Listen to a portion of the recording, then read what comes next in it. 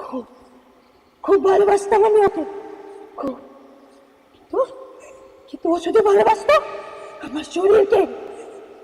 জানিস জানিস কি করেছিল ওরা আমার সাথে? জানিস?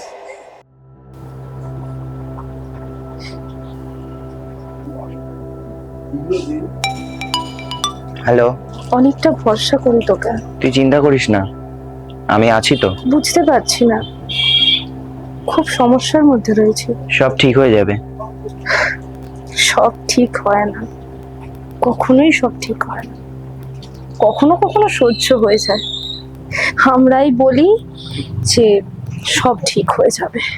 এসব ছাড়, পরশু আমি অফিসের ওই ফাইলটা জমা দিতে হবে। আচ্ছা।